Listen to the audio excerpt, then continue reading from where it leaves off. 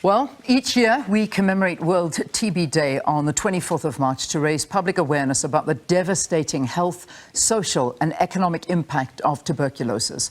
Now, despite significant progress over the last decade, TB continues to be the leading cause of death in South Africa, claiming at least 50,000 lives per annum, more than half of which are people living with HIV. It's about 53%. It is also the most infectious killer worldwide, claiming over 1.5 million per year. South Africa will commemorate World TB Day under the theme, Yes, You and I Can End TB, led by Deputy President Paul Mashatile in his capacity as the Chairperson of the South African National AIDS Council. Now, this year's commemoration is quite significant since it will serve as the launch pad for South Africa's 5th National Strategic Plan for HIV, TB and STIs for the period 2023 to 2028. Dubbed the People's NSP, the plan provides a strategic framework on how the country should respond to the 3 epidemics over a 5-year period. All right, with that introduction, let me now welcome to the program to talk more about all of this, National AIDS Council CEO, Dr. Thembisile Gqulu. Dr. Gqulu, it's awesome to have you. Thank you for your time. Morning, Leanne, and good morning to your viewers. It's a pleasure to be here. I try to unpack a little bit with regard to the statistics and the situation in South Africa at the moment with regard to TB. Obviously, you've got much more updated stats. Perhaps you want to just talk us through how the picture is looking. All right. Thank you so much, Leanne. I think for TB, the picture is really still quite dim. As you've mentioned, we are aware that in 2021, about 56,000 people still died of TB, and more than half of those are people living with HIV. Now, when you think of the fact that TB is a curable disease, it is absolutely unacceptable that we should be finding ourselves there. It's also sad that we are finding that men are 1.6 times higher than women to actually develop TB. We've also found that there's a lot of TB in people between the ages of 35 and 44, and also in the elderly above 65. We are also struggling in that bracket of 15 to 25 to find new people that are living with TB. The World Health Organization actually estimated that South Africa had about sort of 304,000 people that are living with TB, but we only detected in the region of about 180,000.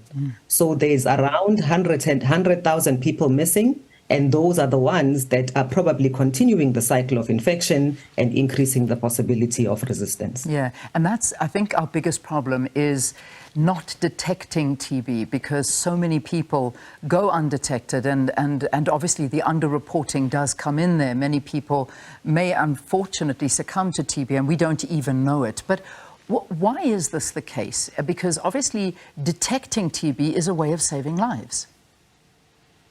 All right, thanks, Leanne. I think that there has been, an expectation in many instances for clients to come to facilities. And when you look at the stigma that surrounds TB, it actually is a deterrent for people, even when they suspect that they've got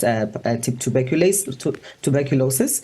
So what we are doing, I would say, in response to that, for instance, is for people living with HIV, for instance, we are now using what is called the urine dipsticks, the urine lamp, to test for TB. We are taking digital chest x-rays to the community to screen for TB. And even if, the x-ray is suggestive, because it's artificial intelligence, you then do a sputum. When the sputum comes back negative, as a doctor, I can still say no, but the chest ray is suggestive. Let's start on TB treatment, and then we are now being very, very intentional about making sure that we offer targeted testing in terms of TB that is universal. So irrespective of your symptoms, if you've had TB before, if you are immunocompromised because of diabetes, if you are a person living with HIV, we will test you.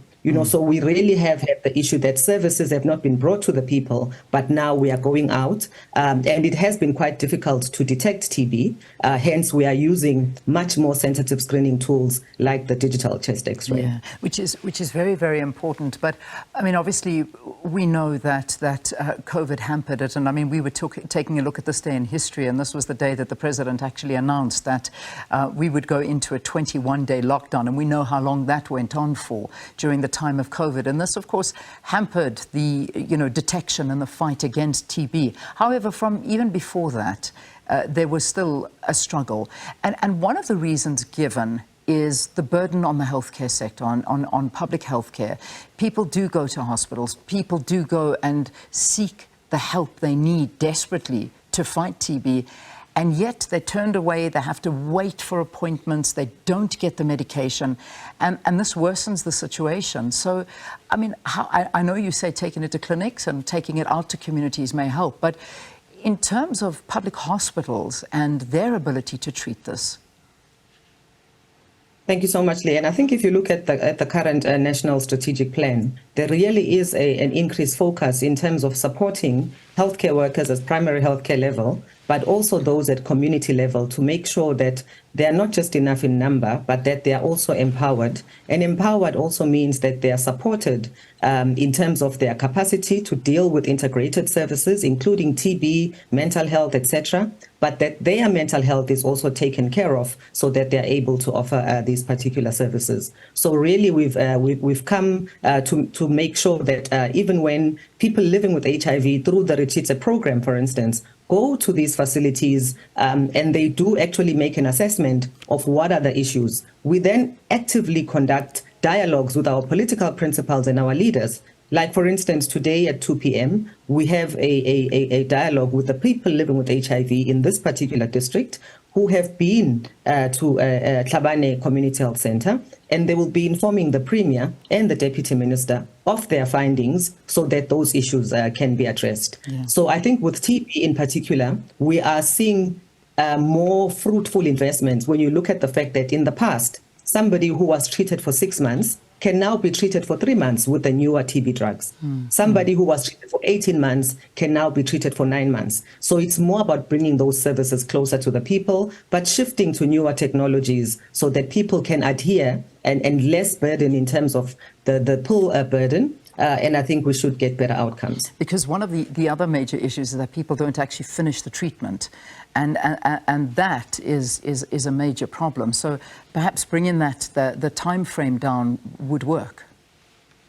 Absolutely. So we've got a newer medication, not just for TB treatment, but for prevention, called 3HP. It's gone through all the regulatory authorities in South Africa, and this is the one that we are introducing in order to make sure that our clients, as I said, who used to be on 6 months, can actually now complete a course of prevention and treatment on 3 months. And for drug-resistant TB, patients would go anything from 18 months to 2 years. And we are bringing that down with the much more effective treatment interventions. Quite a disturbing report that I'm reading here from the TB Accountability Consortium State of TB report. And basically, in a nutshell, they're just talking to how, the gap between South Africa's policy around TB and treating and preventing TB and implementing at healthcare facilities. They say that South Africa spends 4 billion rand to treat TB, and yet so many people go undiagnosed and so many people die because of TB, but we're spending so much money on it. Talk to me about this. This is a great concern. I think absolutely. And as you mentioned earlier, Leanne, COVID didn't help our situation in particular. We are now implementing what we call the TB recovery plan, exactly based on what you are saying. It became very, very clear that the investments in terms of TB, even prior to COVID, were not yielding the results that we wanted.